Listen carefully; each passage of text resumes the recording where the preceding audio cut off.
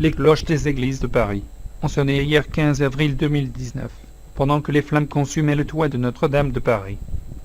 Leçon de la solidarité. On ne connaît pas encore l'ampleur exacte du désastre, mais déjà, il y a cette promesse, Notre-Dame de Paris sera reconstruite. Emmanuel Macron s'y est engagé dès hier soir 15 avril 2019. Les promesses de dons, des grandes fortunes et des simples citoyens s'additionnent. L'aide afflue de partout en Europe, d'Italie, notamment avec un message d'espoir lancé par l'emblématique théâtre de la Phénix de Venise, détruit lui aussi par les flammes en 1996, Cécile de Barge. De Londres également, Marie Billon. C'est le grand favori du second tour de l'élection présidentielle, qui se tiendra dimanche en Ukraine. Volodymyr Zelensky, nouveau venu en politique, pourrait selon les sondages, devancer très largement son rival, le président sortant, Petro Poroshenko.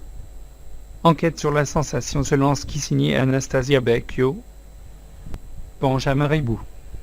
En France, la lutte contre le gaspillage alimentaire. En Roumanie, le magasin Solaro veut aider les plus pauvres et mettre un frein à l'hyperconsommation. Benjamin Ribou. En France, ce sont 10 millions de tonnes de nourriture jetées chaque année. Depuis 2016, une loi oblige la grande distribution à distribuer ses invendus alimentaires qu'elle jetait auparavant. Mais, au tout début de la chaîne, il y a aussi du gaspillage. On y pense moins, mais il arrive très fréquemment que les agriculteurs et les producteurs jettent une partie de leurs fruits et légumes. Pour éviter cela, l'association Solal, qui existe depuis 2013, est chargée de faire le lien entre les paysans et les associations caritatives d'aide alimentaire. Un système gagnant pour les deux parties. Et une antenne vient d'ouvrir dans les Hauts-de-France, l'Isberbock. Les pays européens s'intéressent de plus en plus au fléau de la pollution plastique.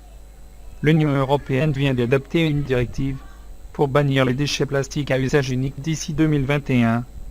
On cherche des solutions de substitution. On veut développer le recyclage. Le Portugal s'est mis à installer des distributeurs d'eau en vrac dans les supermarchés. Marilyn Darcy.